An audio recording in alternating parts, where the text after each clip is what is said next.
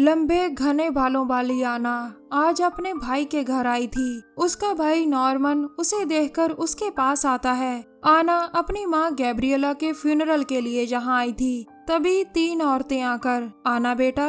आना अपनी माँ की पुरानी दोस्तों को देखकर चौंकती है। एक औरत, तुम कितनी खूबसूरत हो। आना उन्हें सुन रही थी। एक औरत, तुम पहले ऐसे थी। आना, ठीक है, लेकिन मैं अब वीगन हूँ। औरत, तुम्हारी माँ को तुम पर नाज होता।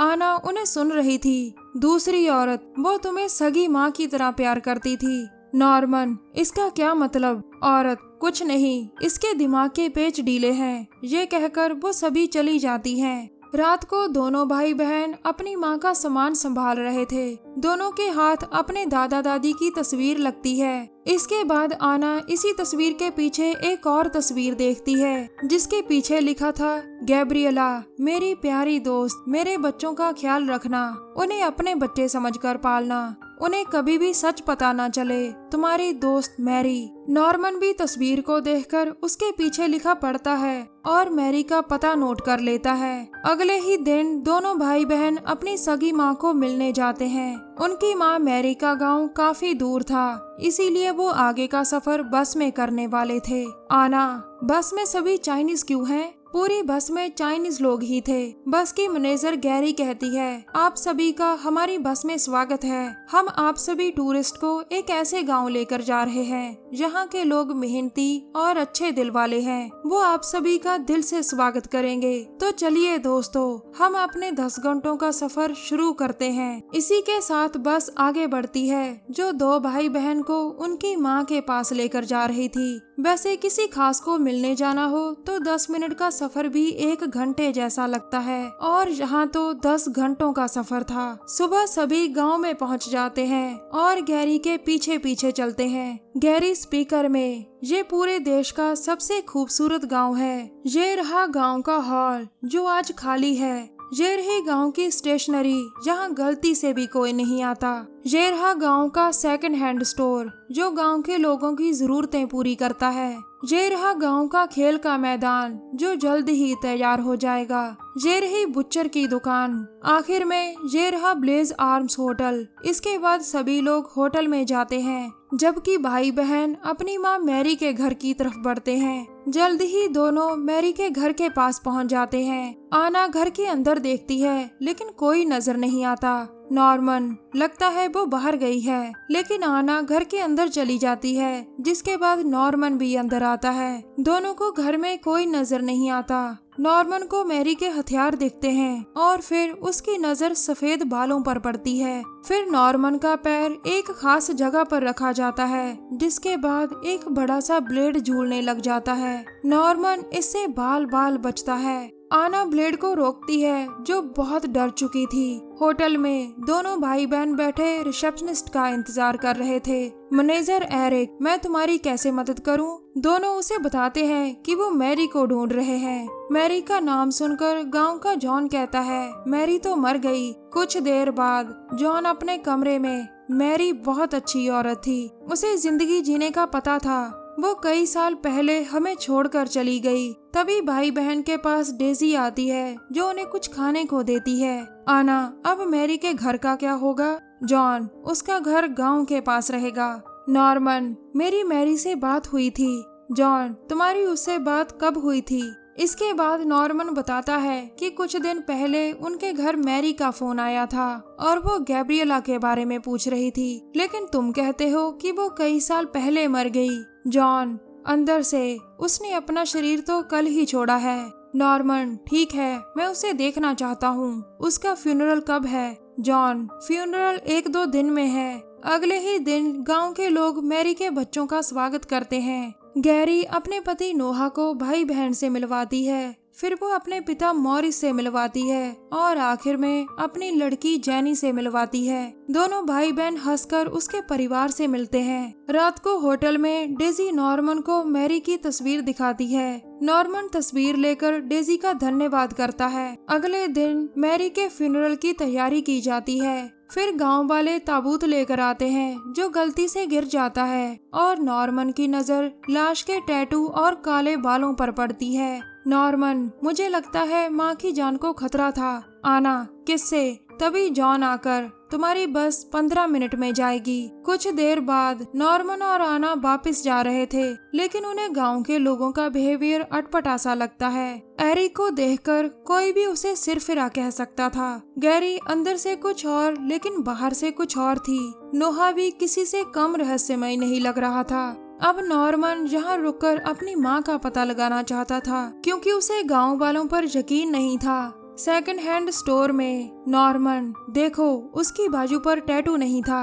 आना मैरी की तस्वीर को देखती है। इसके बाद नॉर्मन फावड़ा उठाता है और जाकर मैरी की कवर खोदने लगता है। आना हैरान थी क्योंकि ताबूत में कोई नहीं था। कुछ देर बाद, आना, मैं कुछ पैसों के लिए अपनी जिंदगी दांव पर नहीं लगा सकती। नॉर्मन, यानी तुम पैसों के लिए यहाँ आई थी? आना कहती है, बिल्कुल। तुम्हें क्या लगा मैं मैरी के लिए यहाँ आई हूँ, जो हमें जन्म देकर भूल गई? नॉर्मन, मुझे लगता है उसने हमारे लिए ये सब किया। आना, उसने सब खुद के लिए किया होगा।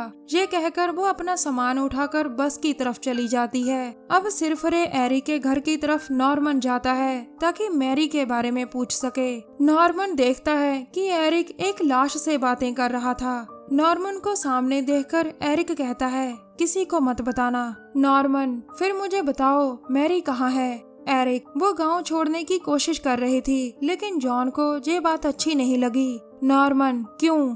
एरिक, क्योंकि कोई भी गांव नहीं छोड़ सकता। तभी नोहा की आवाज सुनकर एरिक नॉर्मन को एक बॉक्स में छुपा देता है। नोहा एरिक को तैयार होकर बाहर आने को कहता है। इसके बाद नॉर्मन होटल में आता है, जहां उसे किसी की आवाज सुनाई देती है। नॉर्मन दरवाजा खोलता है और अंदर से एक चाइनीज लड़की निकलकर भागती है। नॉर्मन हैरान खड़ा था और नीचे पड़े पासपोर्ट्स को उठाता है। अब नॉर्मन को कुछ समझ में आ गया था कि गांव के लोग खतरनाक हैं। गांव का पुराना बंद कारखाना, जिसके अंदर नॉर्मन धीरे धीरे आता है। नॉर्मन टॉर्च उठाकर आगे बढ़ता है और तभी कुछ आवाजें सुनकर छुप जाता है। कारखाने में गांव के लोग आते हैं, जिनके सामने एक नई मशीन रखी थी। नोहा, शानदार। एरिक, क्या इसे ऑन करें? उधर बेचारा बदनसीब नॉर्मन नई मशीन के अंदर छुपा था। अचानक मॉरिस आकर, वो लड़की भाग रही है। दरअसल होटल में बंद चाइनीज लड़की गांव से भाग रही थी,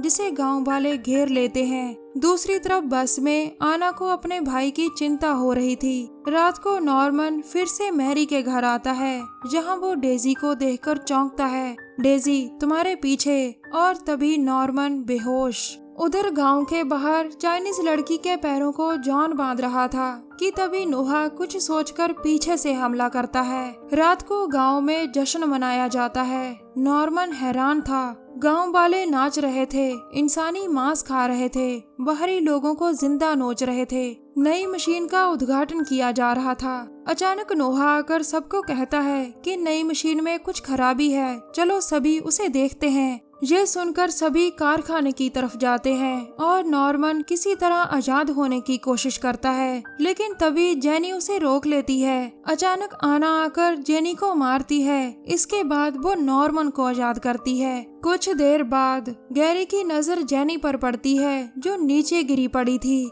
अब दोनों भाई बहन गांव से भाग रहे थे, जिनके पीछे गांव के लोग लगे थे। भागते भागते नॉर्मन आना से अलग हो जाता है और तभी उसके सामने जॉन आता है। नॉर्मन उसे देख अंदर तक डर जाता है। वो किसी तरह उस पर हमला करता है, लेकिन जॉन उसे करारा जवाब देता है। नॉर्मन, तुम हमें क्यों मारना चाहते हो? जॉन, नहीं, वो मुझे भी मारना चाहते हैं, क्योंकि मैंने तुम्हें बचाने की कोशिश की। नॉर्मन, तुम लोगों ने मेरी माँ को खाया है। जॉन, नहीं, मैंने ऐसा नहीं किया। नॉर्मन उसे सुन रहा था। जॉन, मैंने अपनी बीवी को नहीं खाया। नॉर्मन हैरान होकर, बीवी? जॉन, हाँ नॉर्मन, मैं तुम्हारा पिता हूँ। तभी जॉन का सिर पीछे से गैरी काट देती है। नॉर्मन डर गया था और अचानक गैरी पर हमला एक औरत करती है। हैरान नॉर्मन के पास आना आती है। नॉर्मन, ये कौन है? आना बताती है, ये हमारी माँ है। फिर तीनों अपने घर की तरफ बढ़ते हैं। कुछ देर बाद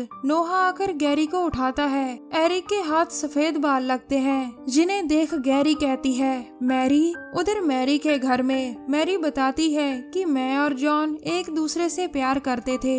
एक बार गांव के पिग्स मर गए थे, जिसके बाद लोगों के मुंह इंसानी मांस लग गया और वो इसके आदी हो गए। नॉर्मन पूछता है तुमने ये बात पुलिस को क्यों नहीं बताई? मैरी, क्योंकि फिर वो डेजी को मार देते। मैंने और डेजी ने कई बार भागने की कोशिश की, लेकिन हर बार नाकाम हो जाते। फिर जॉन ने गांव वालों को कहा कि मैं मर गई, जिसके बाद मैं छुपकर रहने लगी। नॉर्मन पूछता है डेजी तुम्हारी क्या लगती है? मैरी, वो तुम्हारी छोटी बहन है। तभी नॉर्मन एक चीख सुनता है और वो चीख डेजी की थी, जिसे गांव वालों ने पकड़ रखा था। अब मैरी अपनी छोटी बेटी को बचाने के लिए तैयार होती है और उसके साथ नॉर्मन और आना भी थे। फिर नॉर्मन गांव वालों के सामने आता है, लेकिन उनके ही जाल में फंस जाता है। अब आती है माँ बेटी और सीधा एरिक को मार देती हैं। इसके बाद वो पूरा गांव युद्ध का मैदान बन जाता है। दोनों माँ बेटी सभी को काटने लग जाती हैं। नॉर्मन भी किसी तरह आजाद हो जाता है और लड़ाई में कूद पड़ता है। उधर कारखाने में नोहा आना को मशीन से बांध देता है, लेकिन नॉर्मन आकर उसे मार देता है। फिर वो गैरी को भी मशीन में डालकर मार देते हैं। इस तरह एक पूरा परिवार कैनिबल गांव से बच जाता है और पीछे सिर्फ बस ड्राइवर रह जाता है। हमारी वीडियो देखने के लिए धन्यवाद। प्लीज हमारे चैनल को जरूर सब्सक्राइब करें।